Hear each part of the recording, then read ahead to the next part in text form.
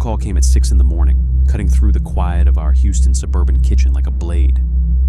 Rachel was already up, making coffee in her favorite mug, the one Brady had given her for Mother's Day 3 years back. I watched her shoulders tense as she recognized the ringtone I'd assigned to work calls. "Pierce here," I answered, already knowing what it meant. 22 years in the offshore business, and emergency rotations always started the same way. "Austin, it's dispatch. We need you on the horizon deep by tomorrow evening.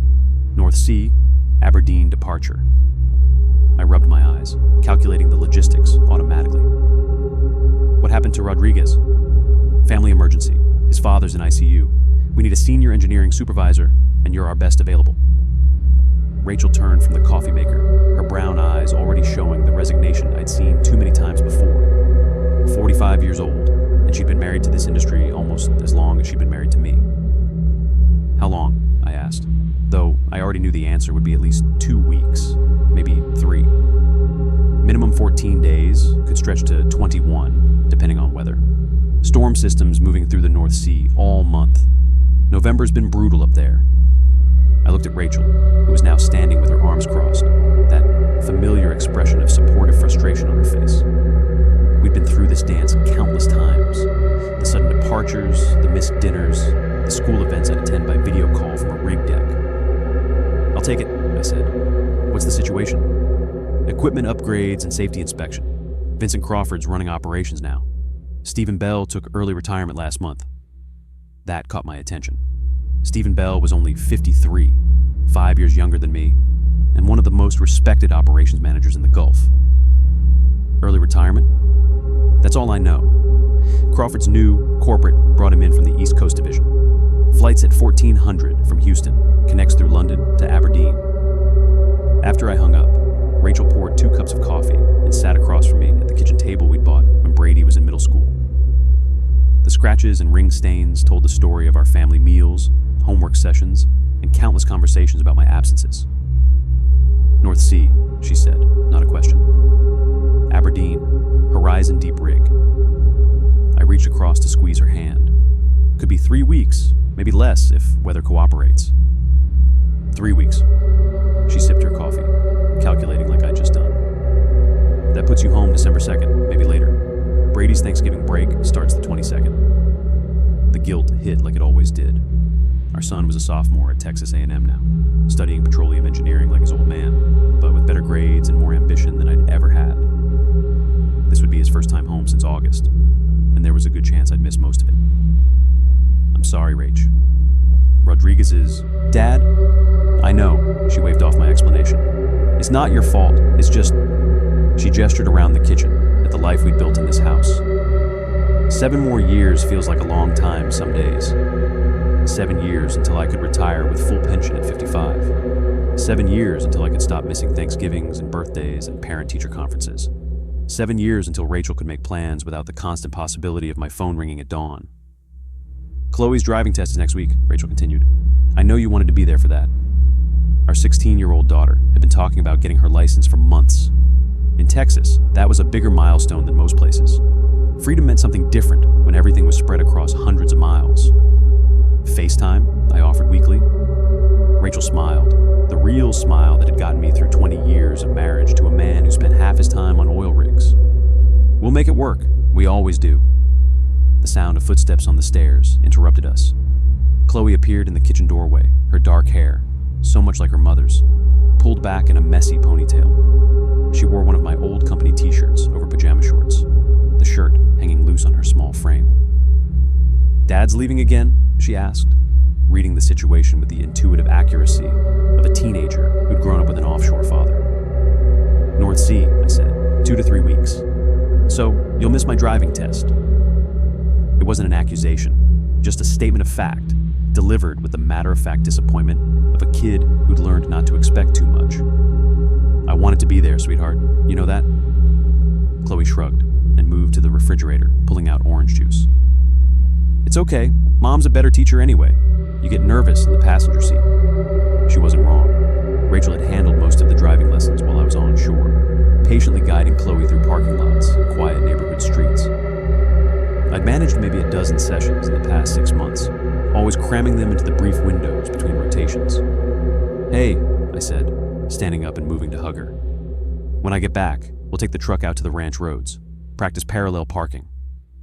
"Promise?" she asked, and for a moment she was 7 years old again, making me swear I'd be home for her school play. "Promise." After Chloe went back upstairs to get ready for school, Rachel and I sat in comfortable silence, drinking our coffee and watching the November sun creep across our backyard.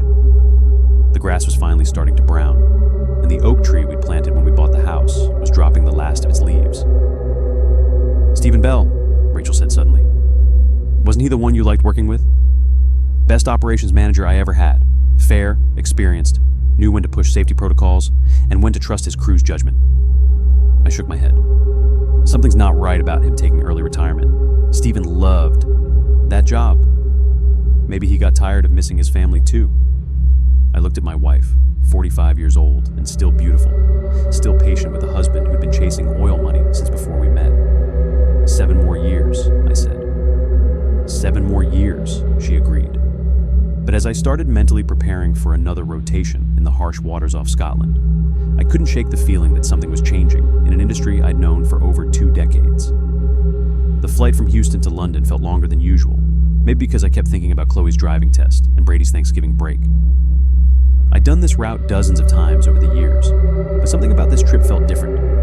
The unease I'd felt that morning lingered, settling in my stomach like bad coffee. At Heathrow, I grabbed a sandwich and called Rachel during my layover. She was at work. She managed the office for a small accounting firm downtown, but always made time for my check-in calls. "How was the flight?" she asked, and I could hear the familiar office sounds in the background. Phones ringing, keyboards clicking, the low hum of fluorescent lights. "Long. Connection's on time, though. Should be in Aberdeen by 1900 local. That's 1 in the afternoon here. Chloe's already asking if you'll be able to FaceTime before her test Thursday." I calculated the time difference and the rig schedule. "Thursday morning your time should work. I'll be starting day shift, so evening your time might be tricky. I'll tell her. She's nervous about parallel parking." "She'll do fine. She's got your patience and my stubborn streak," Rachel laughed. "That's a dangerous combination." The connection to Aberdeen was rougher than I expected. The North Sea was already showing its November attitude, and even at 30,000 feet, we hit turbulence that had the flight attendant strapping in for the last hour. Through the small window, I could see gray clouds stretching to the horizon, pregnant with storms that made North Sea operations challenging. Aberdeen's airport was busy with offshore workers. I recognized the type immediately, men and women in their 30s and 40s, mostly, carrying the same weathered gear bags I had, wearing the same expression of resigned professionalism. The oil business was a small world, especially offshore, and I nodded to a few familiar faces from other rigs and companies. The helicopter pad was a separate facility, connected to the main airport by a shuttle bus that smelled like diesel and North Sea salt air. The pilot briefing was standard: weather conditions, safety protocols, emergency procedures I'd heard hundreds of times before. But the pilot, a grizzled Scot named McLeod, who'd been flying offshore for 20 years, seemed more serious than usual. "It's been a rough month out there," he said, checking his weather charts. "Storm systems coming through every 3-4 days.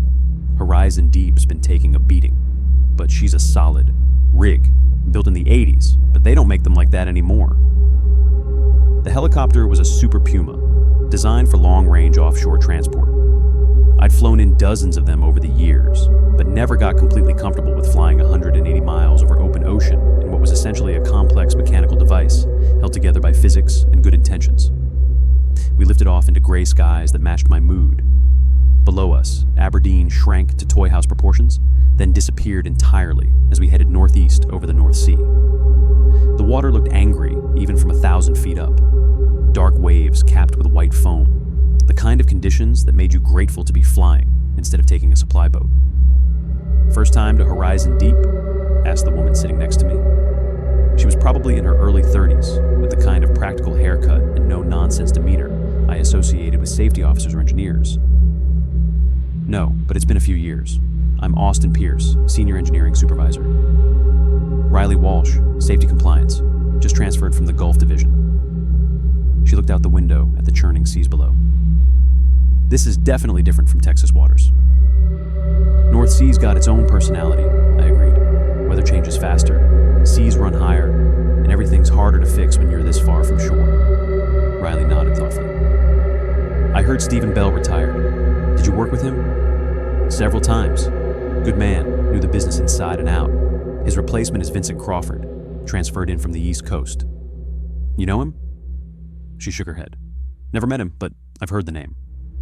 Corporate fast-track type, supposedly. MBA from somewhere expensive. That information didn't improve my mood.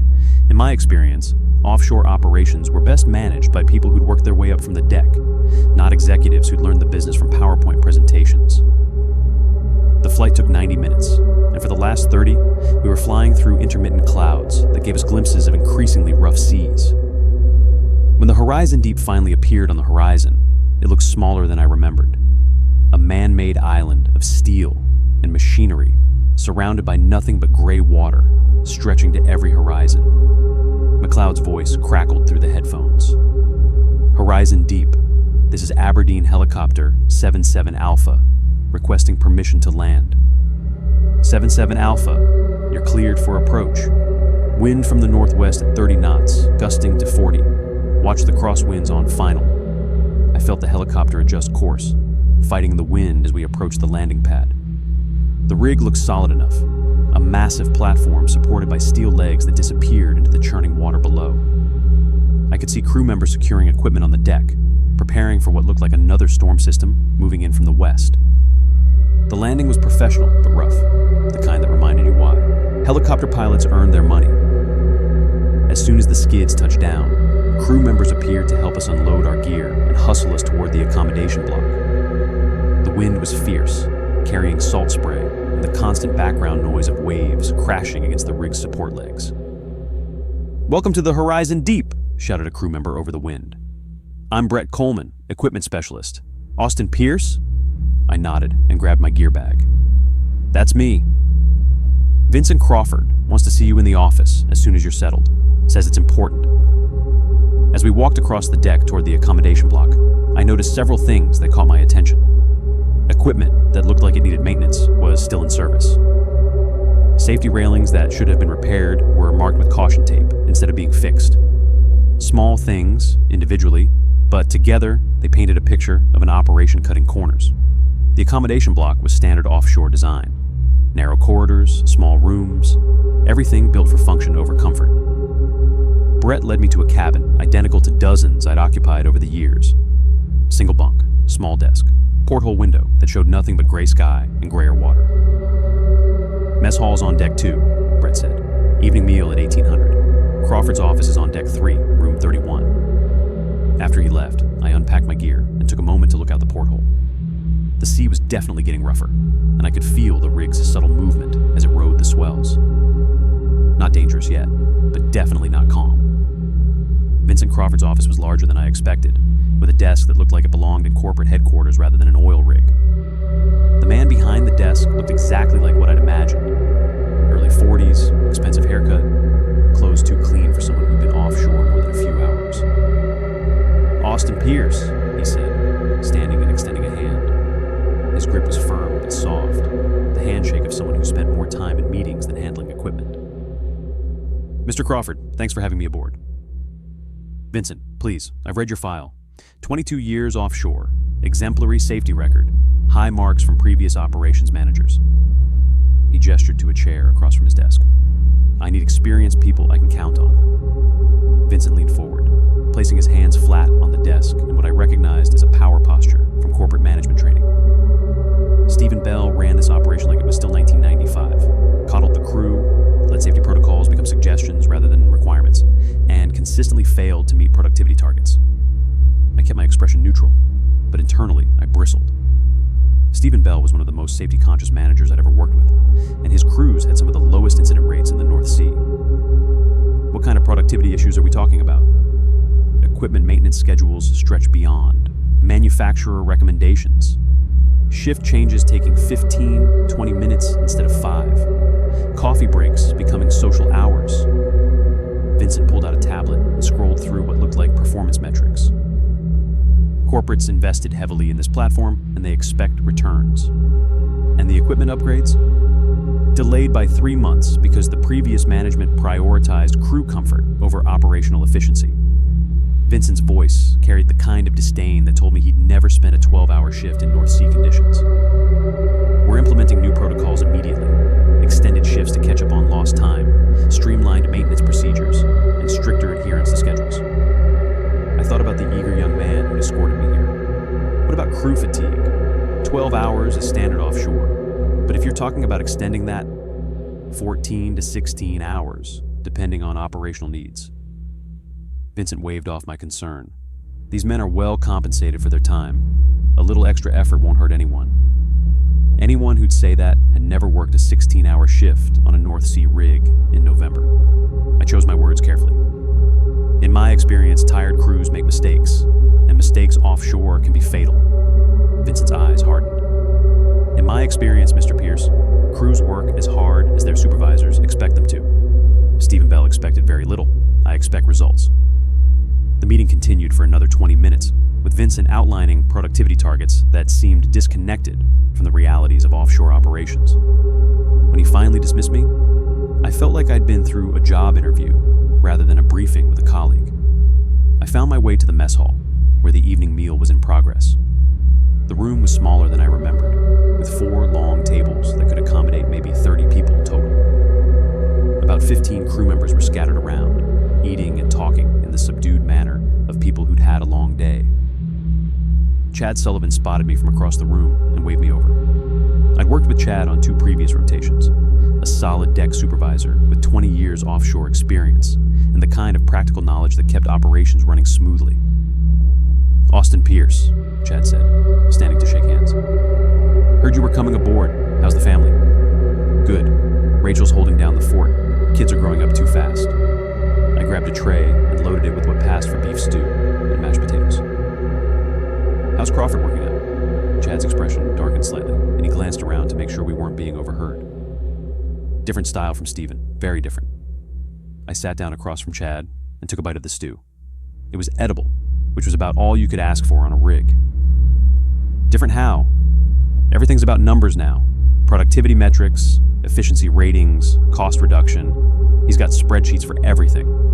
Chad lowered his voice. "Yesterday, he timed how long it took Martinez to secure a crane cable. 43 seconds. Said it should take 30. 43 seconds to safely secure a crane cable in these conditions is pretty good."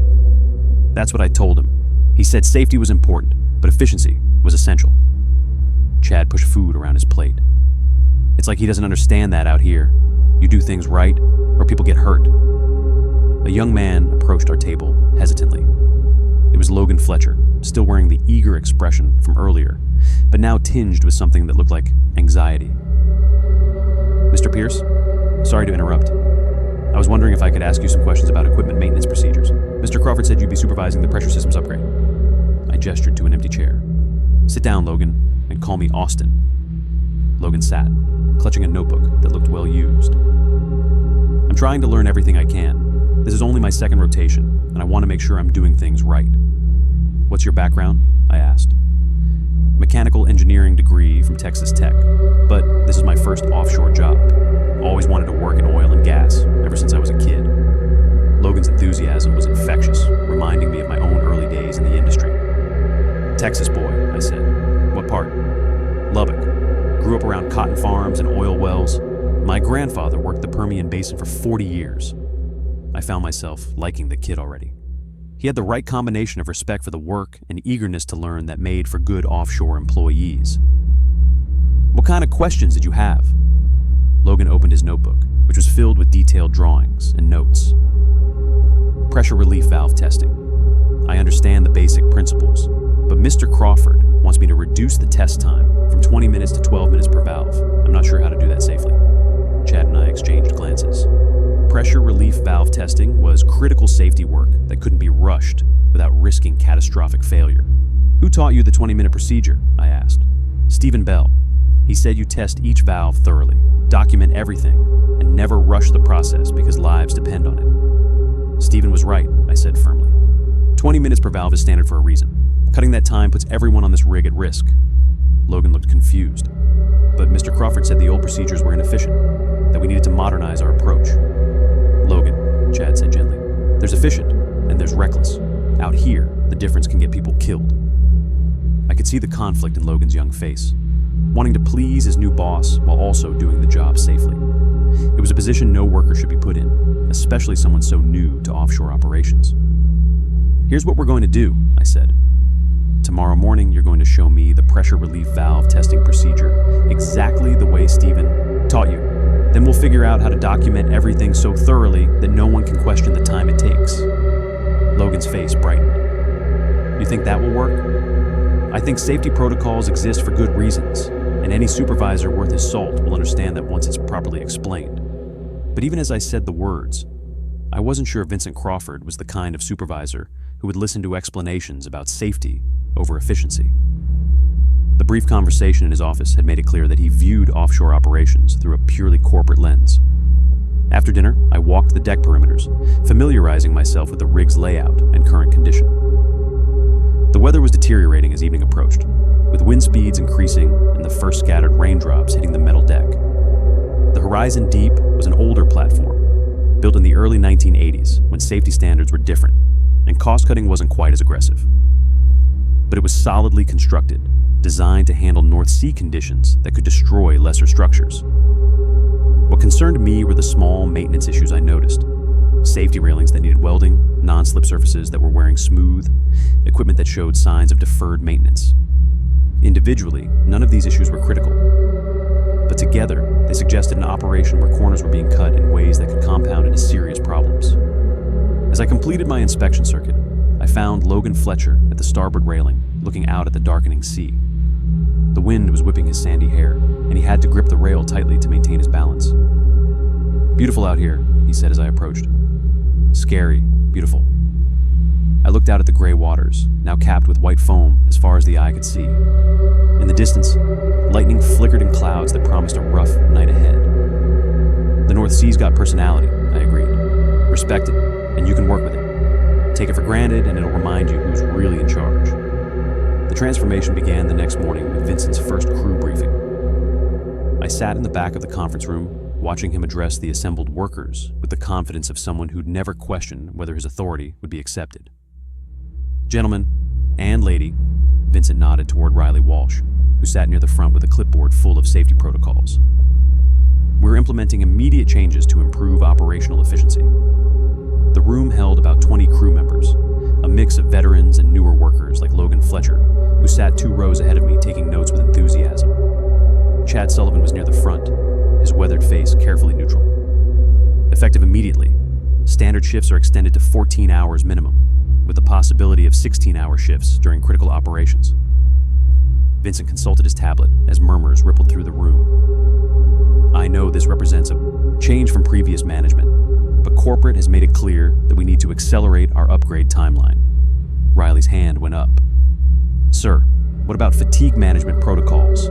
14-hour shifts put us outside standard safety recommendations." Vincent's smile was thin and professional. "Safety remains our top priority, of course. But we're also professionals who can handle extended hours when the situation requires it. These men are well compensated for their dedication." I noticed Logan shift uncomfortably in his seat. At 23, he probably thought he was invincible, but even young bodies had limits when you combined physical labor with the mental stress of working over the North Sea in November. "Maintenance schedules are also being streamlined," Vincent continued. "We've identified numerous inefficiencies in current procedures. For example, pressure relief valve testing currently takes 20 minutes per valve. Industry best practices suggest this can be reduced to 12 minutes without compromising safety." That got my attention immediately. I've been doing pressure relief valve testing for 15 years, and 20 minutes was already aggressive in harsh conditions. Cutting it to 12 minutes was asking for trouble. "Equipment inspections will be conducted on a risk-based schedule, rather than the current time-based system," Vincent said, reading from his notes. "This means we focus our maintenance efforts where they are most needed, rather than following arbitrary calendar schedules." Chad's hand went up slowly. "Sir, time-based maintenance exists because equipment fails on predictable schedules, especially in saltwater environments. Risk-based maintenance works in controlled environments, but out here..." "Mr. Sullivan, isn't it?" Vincent checked his tablet. 20 years offshore experience, currently deck supervisor." "That's right." "Then you should appreciate that 20 years of doing something one way doesn't necessarily mean it's the right way. Modern management techniques have evolved beyond the trial and error methods of previous decades. The room went quiet. Chad's face flushed slightly, but his voice remained steady. With respect, sir, trial and error offshore usually means people get hurt or killed. That's why we follow proven procedures. Vincent's expression hardened. Mr. Sullivan, I appreciate your concern for safety, but I also need team members who can adapt to improved methodologies. Are you able to support the changes we're implementing? It was a clear threat delivered with corporate politeness. Chad recognized it immediately. Support the new procedures or find another job. At 51 years old with 2 kids in college, Chad couldn't afford to lose his position over a philosophical disagreement with management. I'll support whatever procedures you implement, Chad said finally. Excellent. Now, let's review the specific changes to work assignments. The meeting continued for another 30 minutes, with Vincent outlining productivity targets that seemed to have been designed by people who'd never worked offshore. Every procedure was to be accelerated, every safety margin reduced in the name of efficiency. When the briefing ended, I caught up with Logan in the corridor outside the conference room. His earlier enthusiasm had been replaced by something that looked like confusion. Austin, he said, can I ask you something? Sure. Those pressure relief valve testing procedures? Mr. Crawford said 12 minutes is industry standard, but Stephen Bell taught me 20 minutes. Who's right? It was exactly the kind of question that young workers shouldn't have to ask, caught between conflicting instructions from management figures they were supposed to trust. Let's go look at a valve, I said. I'll show you why Stephen's procedure takes 20 minutes.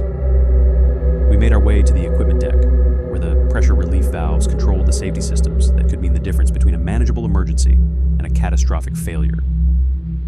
The wind was picking up as the storm system I'd seen the night before moved closer to our position. Show me what Stephen taught you, I said. Logan pulled out his notebook and began the procedure exactly as he'd been trained, checking baseline pressure, verifying backup systems, testing manual overrides, and documenting every step with the thoroughness of someone who understood that lives depended on getting it right. Good, I said when he finished. 18 minutes, and that's working faster than you should in these conditions. Now show me how you do it in 12 minutes. Logan looked uncomfortable. I'd have to skip some of the backup system checks, maybe not document everything as thoroughly. And what happens if one of those backup systems fails during an emergency? People could die, Logan said quietly. That's right. So, when someone tells you to cut corners on safety procedures, what should you do? Logan was quiet for a moment, wrestling with the conflict between following orders and doing what he knew was right. Stick to the safe procedure? Every time, I confirmed, no matter who tells you otherwise. But even as I said it, I knew the reality was more complicated. Logan was a new employee in an industry where challenging management could end careers. Vincent Crawford had made it clear that adaptation to his methods wasn't optional. It was a condition of employment. Over the next 3 days, the effects of Vincent's policies became increasingly obvious. Crew members were working longer hours with less rest. Equipment maintenance was being deferred in favor of productivity targets, and the general atmosphere on the rig had shifted from professional camaraderie to something more tense and competitive. Logan, in particular, seemed to be struggling. Vincent had assigned him to increasingly complex tasks while demanding faster completion times.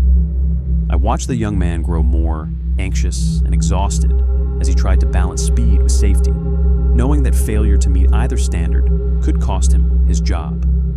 During a brief conversation over coffee, Logan confided his growing doubts about offshore work. Maybe I'm not cut out for this, he said, staring into his mug. Everything I do seems to be wrong somehow. You're doing fine, I told him. You're just caught in an impossible situation. Mr. Crawford says the old procedures were holding back efficiency, that guys like Stephen Bell were too cautious for modern operations. I thought about Stephen Bell, about his reputation for bringing crews home safely year after year, and felt anger rising in my chest. Logan, being cautious keeps people alive. Out here, efficiency means nothing if it gets someone killed. But I could see in Logan's eyes that he was beginning to doubt his own judgment, worn down by constant criticism and impossible expectations. 3 days later, I found Logan at the railing, his eyes fixed on the dark water below. The wind was picking up, whipping his sandy hair across his forehead as he gripped the metal bar with white knuckles. He didn't notice me approach until I was right beside him. Hey, I said, leaning against the railing next to him. "You okay?" Logan flinched slightly, then tried to compose himself. His eyes were red-rimmed, though he'd clearly tried to wipe away any evidence of tears.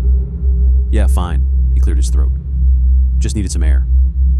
I stood with him in silence for a minute, watching the black waves roll beneath us. The rig's lights cast long, distorted reflections on the water's surface, breaking apart with each swell. The weather forecast had mentioned a storm system moving in, but nothing major. Crawford was way out of line back there, I finally said. That afternoon, Vincent had dressed Logan down in front of the entire crew for taking an extra 30 seconds to double-check a connection. Basic safety protocol, but Vincent had called it wasting time. Logan's shoulders slumped. "It's not just today. He told me straight up I'm not cut out for this work."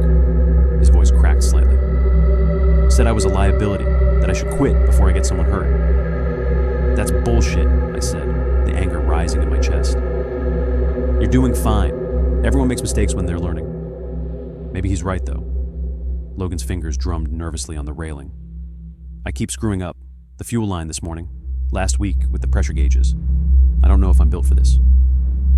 "Stephen would have never spoken to you that way," I said. "He understood that good workers need guidance, not humiliation."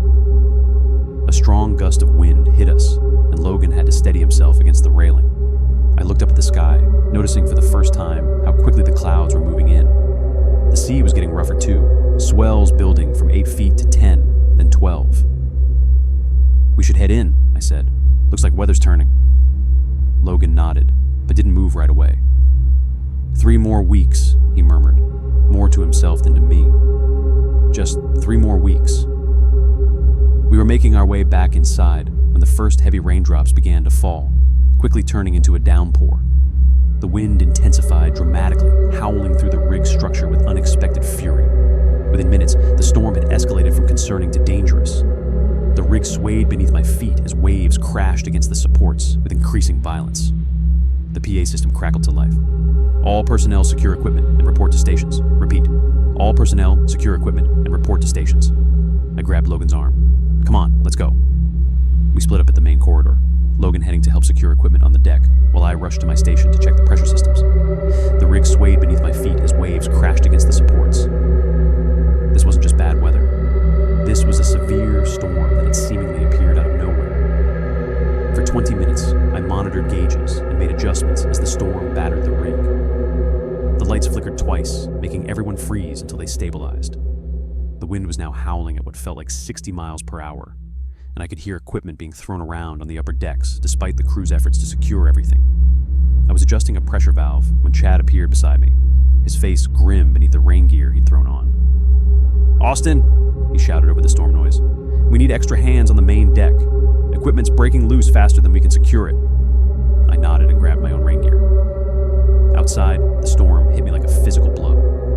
Driving rain that felt like needles against my skin, and wind that nearly knocked me off my feet.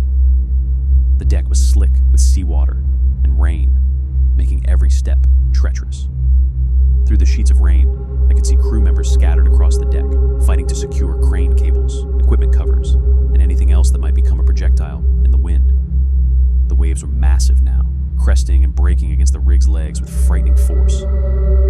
I made my way toward the port side, where several crew members were struggling with a crane cable that had come loose from its securing point. The cable was whipping in the wind like an angry snake, and it took 4 of us to wrestle it back under control. "Where's Logan?" I shouted to Chad over the storm. "Starboard side," Chad called back, pointing toward the other edge of the rig. Working the fuel line connections, I squinted through the rain and could barely make out figures moving near the starboard rail. The fuel line connections were critical. If they came loose in this storm, we'd have a spill situation on top of everything else. For another 30 minutes, we fought the storm, securing equipment and checking systems. The rain was so heavy that visibility was down to maybe 20 feet, and the wind made communication nearly impossible. Everything had to be done by hand signals and instinct. I was checking a cable tension when Riley appeared beside me, her safety gear soaked through despite the supposedly waterproof coating.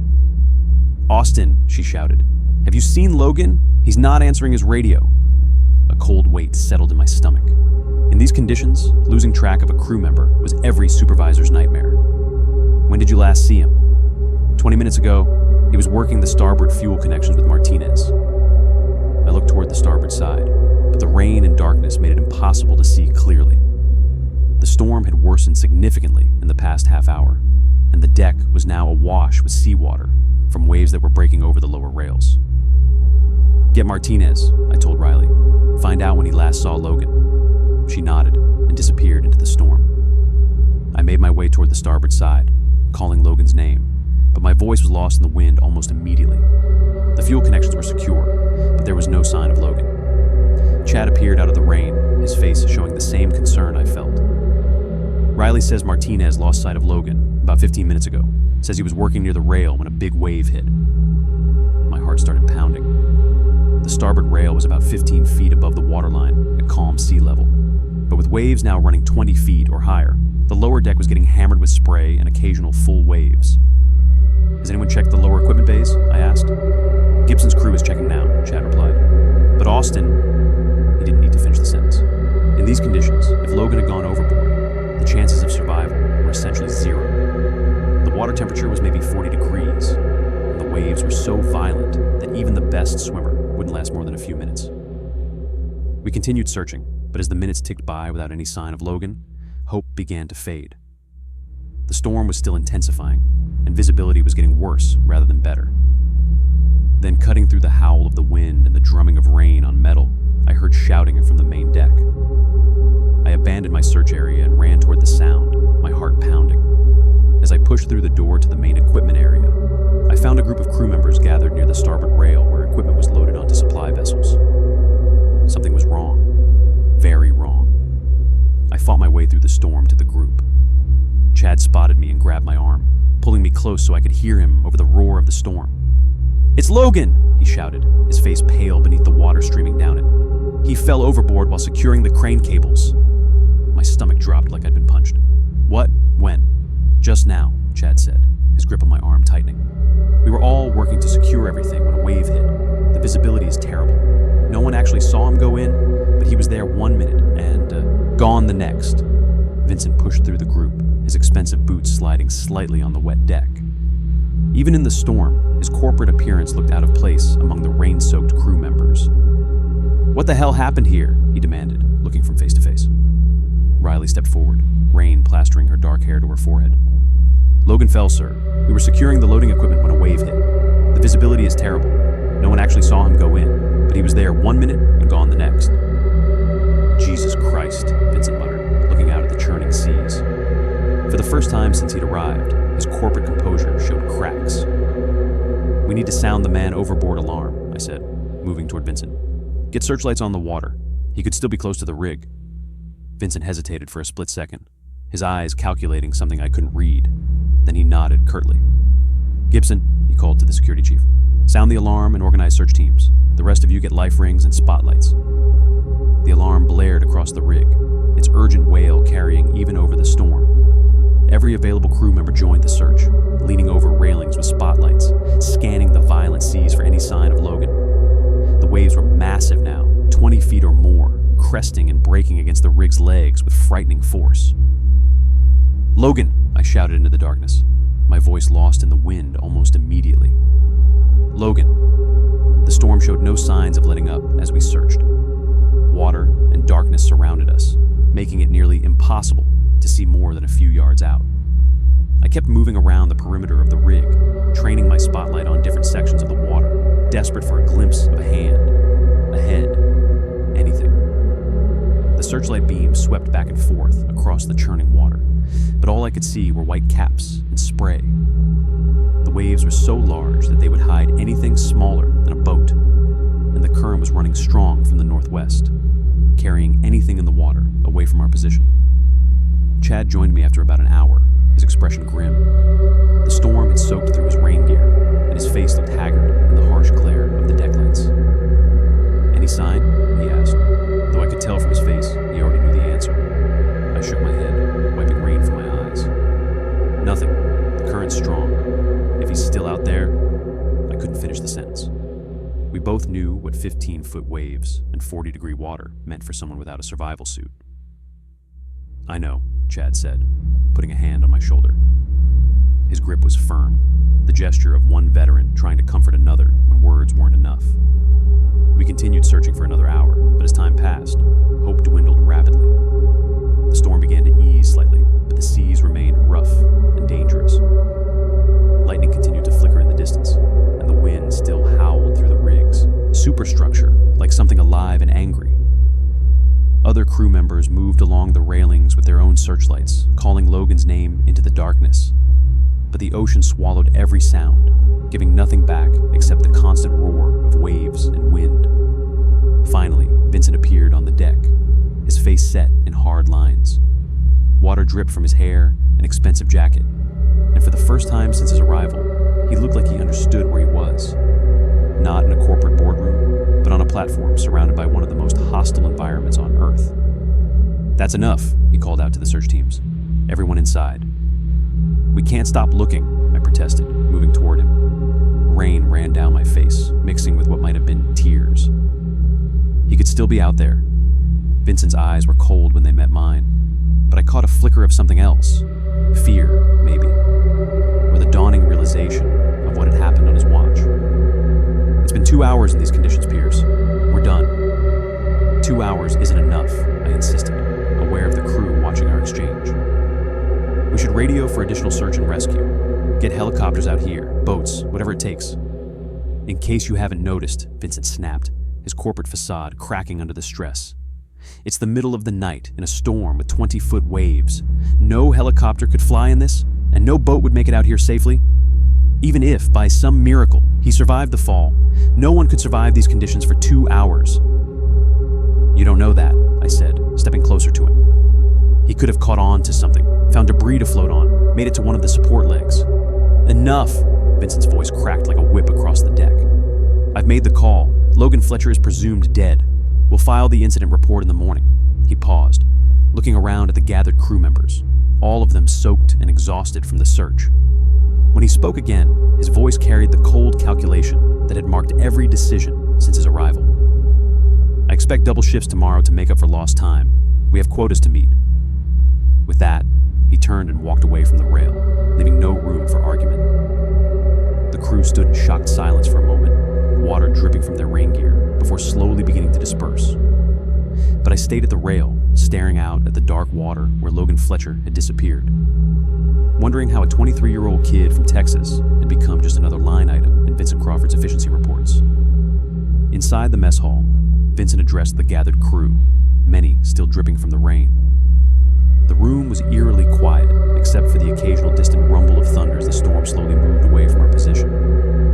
Fluorescent lights flickered occasionally, casting harsh shadows across faces that looked older than they had that morning. "The boy's gone," Vincent announced, his voice flat, emotionless. Water still dripped from his hair, and his expensive clothes were finally showing the wear of actual offshore work. "These things happen in our line of work. It's unfortunate, but we have a job to do." I stepped forward, unable to contain the anger that had been building since he'd called off the search. "We can't just give up like this. We should radio for additional search and rescue teams." Vincent's gaze locked onto me, his eyes narrowing with the cold calculation I'd seen in his office. "In case you haven't noticed, Pierce, it's the middle of the night in a storm with 15-foot waves. No helicopter could fly in this weather, and no boat would make it out here safely." "We could try," I insisted, aware of the crew watching our confrontation. Several nodded in agreement, but none spoke up. He could have found something to hold on to, debris, anything. Even if, by some miracle, he survived the fall, Vincent continued with the detached tone of someone discussing quarterly reports. No one could survive these conditions for 2 hours. The water temperature alone would kill him in 20 minutes. "You don't know that for certain," I said, stepping closer to him. Behind me, I could feel the crew's tension, their unspoken support for continuing the search. "Enough!" Vincent snapped, his composure finally cracking completely. "I've made the call. Logan Fletcher is presumed dead. We'll file the incident report in the morning." He surveyed the room with eyes that seemed to catalog each face for future reference. "I expect double shifts tomorrow to make up for lost time. We have quotas to meet." With that, he turned and left the mess hall, his wet footsteps echoing in the sudden silence. The crew remained motionless for several seconds, exchanging glances, but saying nothing. Chad caught my eye from across the room, his expression mirroring the disbelief and anger I felt. I stood there, soaking wet and shivering. Not from the cold, but from the realization that in Vincent's world, Logan was just another expendable part, easily replaced and quickly forgotten. A 23-year-old kid from Texas with dreams of working his way up in the oil business had become a line item in an incident report. The crew slowly dispersed, heading to their quarters in small groups, speaking in hushed tones. I noticed Riley talking quietly with two other crew members near the exit, her face grim. Brett Coleman sat alone at a table, staring into a cup of coffee that had gone cold hours ago. Chad approached me as I stood by the serving counter, not sure what to do with myself. "You did the right thing," he said quietly. "Someone had to speak up for the kid." "Fat lot of good it did," I replied, watching the last few crew members file out of the mess hall. Vincent made his decision before we even got inside. "That's the thing about guys like Crawford," Chad said. "They see everything in terms of liability and cost. A search and rescue operation costs money and time. Writing off a worker just costs paperwork." I thought about Logan's enthusiasm, his notebook full of careful drawings and detailed notes, his eagerness to learn everything about offshore operations. He reminded me of myself when I was starting out. Same questions, same determination to do things right. "Stephen would have kept searching until dawn," Chad said. "Would have called in every favor he had to get boats and helicopters out here. And that's probably why Stephen's gone," I replied bitterly. "Corporate doesn't want managers who put people before profit." I headed back to my quarters, exhausted and emotionally drained. The storm was finally moving away, leaving behind an eerie calm that felt more unsettling than the howling wind had been. My clothes were still damp, and I could taste salt spray in my mouth from the hours spent on deck.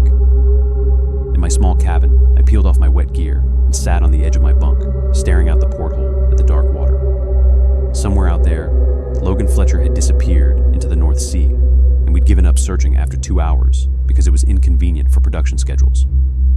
I tried calling Rachel, needing to hear a familiar voice, but couldn't get a signal through the storm interference. The isolation felt complete, trapped on a metal island with people who'd just watched a colleague disappear without adequate rescue efforts. Sleep was impossible. Every time I closed my eyes, I saw Logan's face at the railing earlier that evening, his expression of doubt and exhaustion. He'd confided his fears about not being cut out for offshore work, and instead of reassuring him, maybe I should have encouraged him to trust those instincts and leave. Around 3 in the morning, as I lay staring at the ceiling and listening to the familiar creaks and groans of the rig, I heard something different. A knocking sound, coming from somewhere below my cabin. At first, I thought it might be loose equipment or pipes settling after the storm. But as I listened more carefully, I realized it had a rhythm. 3 knocks, pause. 3 knocks, pause. I sat up, pressing my ear against the cold metal floor. The sound continued, steady and deliberate, too regular to be random storm damage.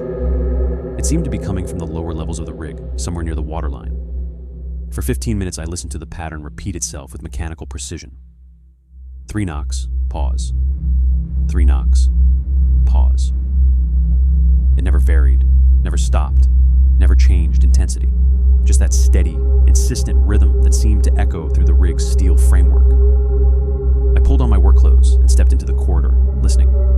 The knocking was audible here too, though muffled by the metal walls and decking. It seemed to be coming from multiple directions at once, as if the sound was traveling through the rig's structure. Other cabin doors were opening now.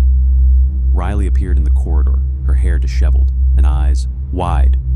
"You hear that?" she whispered. I nodded. "Started about 20 minutes ago. Sounds like it's coming from below." Brett emerged from his cabin, followed by 2 other crew members I didn't know well. Everyone looked confused and slightly frightened, the way people do when confronted with something that doesn't fit their understanding of how the world works. "What the hell is that?"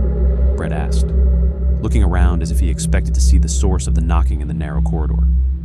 "Probably just storm damage," Riley said, but her voice lacked conviction. "Equipment came loose, banging against the support structures. But we all knew it wasn't storm damage. Storm damage was random, chaotic. This was deliberate, purposeful, rhythmic. 3 knocks, pause.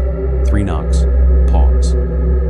As we stood in the corridor listening to the impossible sound, I couldn't shake the feeling that Logan Fletcher was trying to tell us something. At breakfast, I grabbed a tray of rubbery eggs and burnt toast, my eyes heavy from lack of sleep. The mess hall buzzed with the usual morning conversations, but something felt different.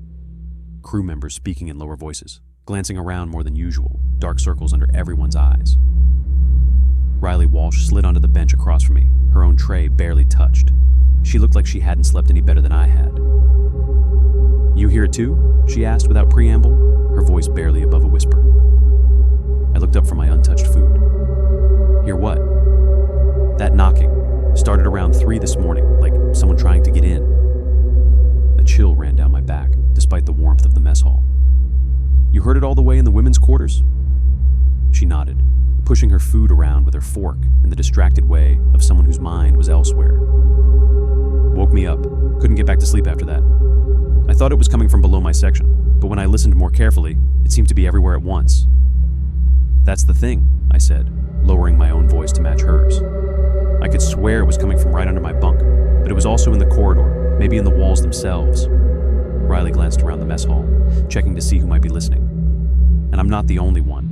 Brett said he heard it too, other side of the rig entirely. Same pattern, same timing."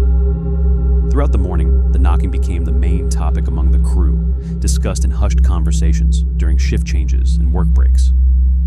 As I worked my shift, checking pressure valves and monitoring systems, 3 different crew members mentioned hearing it. Chad claimed it had followed him down the corridor when he went to investigate.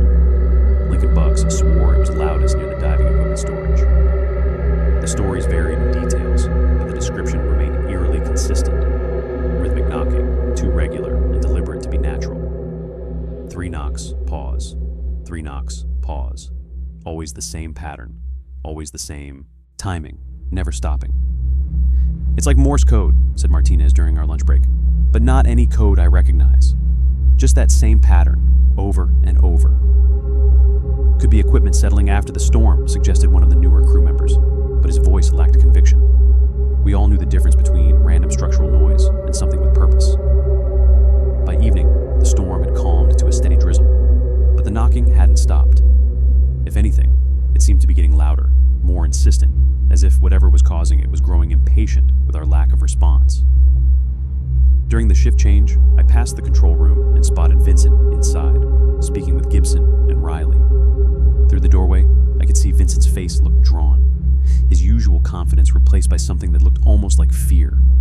His expensive shirt was wrinkled, and his hair was disheveled in a way that suggested he'd been running his hands through it. I slowed my pace, catching fragments of their conversation through the partially open door. "Checked every pipe in that section," Riley was saying, her voice professional but strained. "Nothing's loose, nothing's banging against the supports." "Then check them again," Vincent snapped, his corporate composure cracking. "It's got to be pressure changes in the pipes, or some kind of marine life. These old rigs make all kinds of noises." I noticed sweat beading on Vincent's forehead, despite the cool air of the control room. His hands fidgeted with a pen, clicking it repeatedly in a nervous rhythm that almost matched the knocking pattern we'd all been hearing. "We've had divers check the supports twice," Gibson added, consulting a clipboard. "Nothing unusual down there. No damage from the storm, no loose equipment, no debris." "Then they missed something," Vincent said, but his voice carried a note of desperation that was new. "Equipment doesn't just start making rhythmic noises for no reason. There has to be a logical explanation." Vincent turned toward the doorway and caught me watching through the gap. His eyes were bloodshot, and I realized he probably hadn't slept any better than the rest of us. "Something you need, Pierce?" "Just heading to my next shift," I said, moving on before he could question me further. But I'd seen enough to know that whatever was causing the knocking was getting to Vincent as much as it was affecting the crew. That night I tried to sleep, but the knocking made it impossible. It had grown louder throughout the day, more insistent, like someone demanding to be let in. The rhythm remained the same. 3 knocks, pause, 3 knocks. But the intensity had increased until it seemed to vibrate through the metal structure of the rig. I pulled my pillow over my head, but it did nothing to muffle the sound. The knocking seemed to come from inside the walls themselves, from below the floor, from the very framework of the platform. It was everywhere and nowhere, impossible to locate, but impossible to escape. Around 2 in the morning, I gave up on sleep entirely and pulled on my work clothes. If I was going to be awake anyway, I might as well try to figure out what was causing the noise that was driving everyone on the rig toward exhaustion and paranoia. I stepped into the corridor and found I wasn't alone. Chad Sullivan stood near the stairway, fully dressed and holding a flashlight. His face looked haggard in the dim emergency lighting. "Can't sleep either?" he asked, though it wasn't really a question. "This is getting ridiculous," I said. "Whatever's causing that noise, we need to find it before the whole crew cracks up." Chad nodded toward the stairway leading to the lower levels. "Vincent wants us to check the lower levels. Says if we can find the source of that damn knocking, maybe we can all get some sleep." "Just us?" "Gibson's organizing other teams. We got the west quadrant, closest to the waterline." Chad's expression was grim. "Honestly, I'm hoping we find something, because if we don't, I'm starting to think we're all losing our minds." We walked in silence through the quiet corridors, our footsteps echoing off the metal walls. Most of the crew would be trying to sleep, though I doubted many were successful with that persistent knocking. The sound seemed to grow louder as we descended the metal stairs to the lower levels of the rig, each step taking us closer to whatever was causing the phenomenon that had turned our workplace into something from a nightmare. The air grew cooler and damper as we reached the maintenance level just above the waterline. Down here, the knocking echoed off the metal walls with an intensity that made conversation difficult. The sound bounced and reverberated through the confined spaces, making it nearly impossible to pinpoint its origin. Chad and I moved slowly through the narrow corridors, listening at each junction of pipes and checking each compartment. Our flashlights cut through the dim emergency lighting, casting long shadows that seemed to move with a life of their own. The knocking was definitely loudest here, so close to the waterline that I could feel the vibration through the metal floor. "There," Chad said suddenly, pointing down a narrow corridor to a sealed bulkhead door. "It's coming from in there." He was right. The knocking was loudest near that door, a heavy metal barrier designed to prevent flooding if the lower sections were breached. According to safety protocols, it should remain sealed during storms, and there was no reason for anyone to be behind it. We approached slowly, our footsteps echoing in the confined space. The knocking grew more intense, almost frantic now, as if whatever was causing it sensed our approach. 3 quick knocks, pause, 3 quick knocks, the pattern faster and more urgent than it had been upstairs. "What's behind this door?" Chad asked, his voice barely above a whisper. "Storage compartment," I said, consulting the mental map I'd built of the rig's layout. "Sits right at the waterline. There's an access hatch to the outside for bringing in supplies from boats." Chad reached for the wheel lock that secured the bulkhead door. "Should we open it?" As we got closer to the door, a strange sensation washed over me like a wave of vertigo. The corridor seemed to stretch and warp in my vision, the metal walls bending in ways that defied physics. My head felt light, my limbs heavy, as if I was moving through water instead of air. The knocking grew impossibly loud, drowning out everything else. Our breathing, the distant hum of the rig's generators, even the sound of waves against the support structures. It filled my head until I couldn't think of anything else. "Austin, you okay?" Chad's voice sounded distant and distorted, as if it was coming from the other end of a long tunnel. I tried to answer, but couldn't form words. The metal floor seemed to tilt beneath my feet like the deck of a ship in heavy seas. I reached out to steady myself against the wall, and as my hand touched the cold metal, something flashed in my vision. A face. Logan's face, pale and bloated, appearing just inches from my own.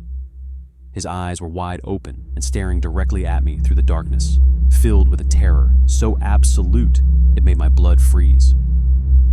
Water streamed from his mouth and nose as he pressed against the other side of the bulkhead door, his features contorted in a silent scream of anguish. His skin had the gray-white pallor of something that had been in cold water too long, and his sandy hair floated around his face like seaweed.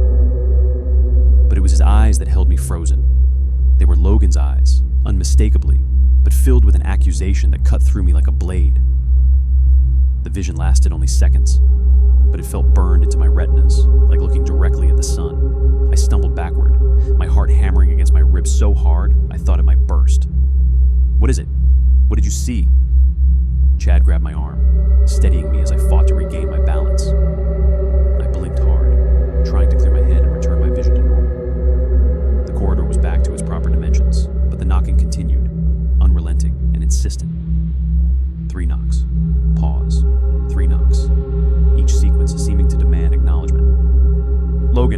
managed to say, my voice hoarse and shaking. I saw Logan, his face, right there, on the other side of that door. Chad's grip on my arm tightened until it was almost painful.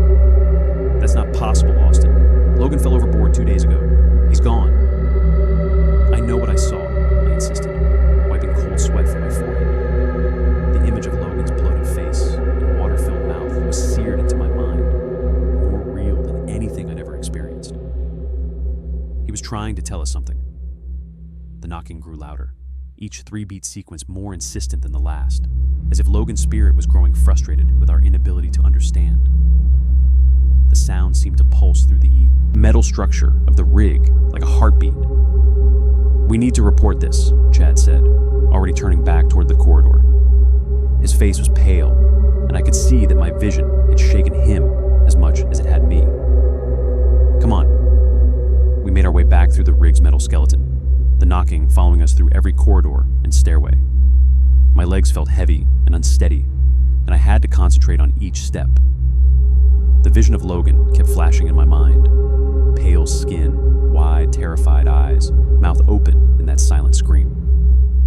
When we reached the control room, several crew members had already gathered. Riley stood next to a monitor displaying structural schematics of the rig, her face drawn with exhaustion. Brett Coleman and 2 other crew members huddled near the communication station, speaking in hushed tones. Vincent paced near the main console, his usual composure completely shattered. Gibson stood by the door, arms crossed, looking like a man who'd given up trying to maintain order. The knocking was audible even here, a dull, persistent rhythm that seemed to echo throughout the entire structure. It had become the heartbeat of the rig, impossible to ignore or escape. There you are, Vincent snapped when he saw us enter. His hair was disheveled, his expensive shirt wrinkled and stained with sweat. Report, did you find anything? Before I could answer, Riley cut in from her position at the monitor. The knocking's coming from all over now. We've got reports from every level of the rig, every section. It's like the whole platform is resonating with it. It's loudest near the waterline, I said, my voice still shaky from what I'd experienced. Behind a sealed bulkhead in the west quadrant. Did you open it? Vincent demanded, stepping closer to us. His eyes were bloodshot and wild, and I could see that the mysterious knocking had pushed him close to a breaking point. No, Chad answered quickly. He glanced at me with concern. We came straight here when what? Vincent stepped even closer, invading our personal space. I met his desperate gaze, knowing that what I was about to say would sound insane. When I saw something, the room went quiet, except for the persistent knocking that had become the soundtrack to our collective nightmare. Saw what exactly? Vincent's voice had an edge I hadn't heard before. Not anger, but something closer to panic, barely held in check. I saw Logan, I said, meeting his bloodshot gaze. His face on the other side of the bulkhead door. He was trying to tell us something. Vincent's face hardened, but I caught a flicker of fear in his eyes. That's impossible. Fletcher fell overboard. He's gone. I know what I saw, I repeated, my voice stronger now, despite the trembling in my hands. Riley moved away from her monitor, her face grave. Vincent, this isn't normal. The knocking has been going on for 2 nights now. We've checked all mechanical systems, all pipes, all equipment. Nothing explains it. It's probably just pressure changes in the support columns, Vincent insisted, but his voice lacked any conviction. Sweat continued to bead on his forehead despite the cool air. It's not, Riley countered firmly. We've ruled that out completely. This is something else entirely. She straightened her shoulders and faced Vincent directly. I recommend we initiate evacuation protocols immediately. The crew's mental state is deteriorating, and we can't rule out structural issues. Vincent's face flushed red. Evacuation? Are you out of your mind? Corporate would have my head if we shut down operations over some noise in the pipes. The knocking suddenly intensified, growing louder until it drowned out all conversation. It was no longer just 3 distinct knocks. It became a thunderous barrage, as if dozens of fists were pounding on metal throughout every level of the rig simultaneously. Vincent flinched visibly, his eyes darting around the room in terror. The sound was overwhelming, vibrating through the floor beneath our feet and seeming to shake the very foundations of the platform. Several crew members covered their ears, and I saw genuine fear on faces that had weathered North Sea storms for decades. Just as suddenly as it had escalated, the knocking returned to its original pattern. 3 knocks. Pause. 3 knocks. The sudden reduction in volume was almost more shocking than the crescendo had been. The room remained silent for several seconds. Vincent ran both hands through his disheveled hair, his corporate composure completely shattered. "Fine," he said finally, his voice cracking. "We'll send divers down at first light. Check the supports, the underwater access hatches, everything. If they find structural damage, we'll consider our options." Riley opened her mouth to protest, but Vincent cut her off with a gesture that bordered on desperate. "That's final. Until then, everyone back to your stations. Try to get some sleep if you can."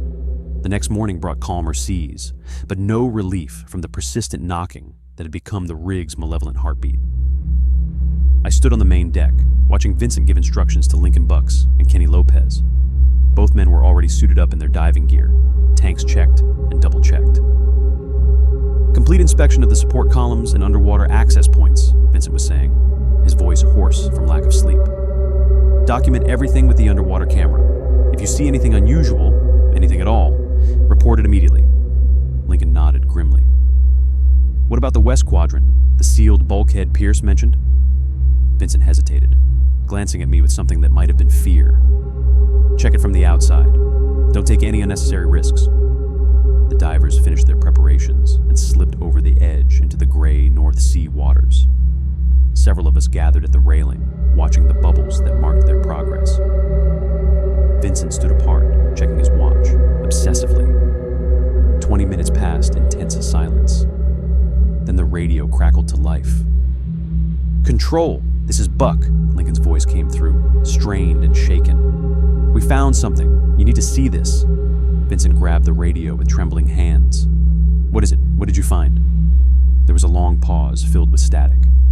"It's Fletcher. We found Logan." A cold weight settled in my stomach as Vincent's face went completely white. "Bringing him up now," Lincoln continued. "Lopez is securing him for transport to the deck." Word spread quickly. By the time the divers resurfaced, most of the crew had gathered on the deck. Logan's body looked exactly as he had in my vision. Perfectly preserved, despite being in the water for days. His skin pale, but not bloated. His clothes barely disturbed. But it was his face that held everyone's attention. His expression was frozen in a silent scream, eyes wide open in absolute terror, mouth stretched in a horrified rictus that spoke of unimaginable fear. The moment Logan's body touched the deck, the knocking stopped. The sudden silence was more shocking than any sound had been. I stared at Logan's face, identical to what I'd seen behind the bulkhead door. The same wide eyes, the same silent scream, the same impossible accusation. Vincent pushed through the gathered crew, his face drained of all color. For a moment, I saw raw terror in his eyes before he managed to speak. "Get him to cold storage," Vincent ordered, his voice barely audible. "Everyone else back to work." But nobody moved. We all stood transfixed by Logan's face, by the absolute terror frozen there for eternity. That evening, a single gunshot echoed across the rig. We found Vincent in his quarters, slumped over his desk with a pistol in his hand. On the desk lay a note in his handwriting. "It won't stop knocking." The evacuation helicopter arrived the next morning. As we lifted off from the horizon deep, I watched the rig shrink against the vast North Sea.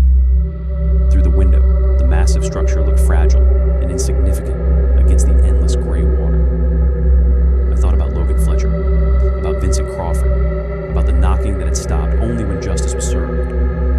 The sea had its own rules, its own way of balancing accounts. And somewhere far below those dark waters, in depths no human was meant to explore, something waited and watched, patient as the tides, inevitable as justice itself. The helicopter banked toward Aberdeen, carrying us home to families who would never understand what we'd witnessed. But that was okay. Some truths were too large for words, too terrible for casual conversation. I closed my eyes and listened to the steady rhythm of the rotors, carrying me back to Rachel and the kids, back to a life that would never feel quite the same. Because I had seen what lay beneath the surface of our careful civilized world, and it was patient and angry and absolutely unforgiving.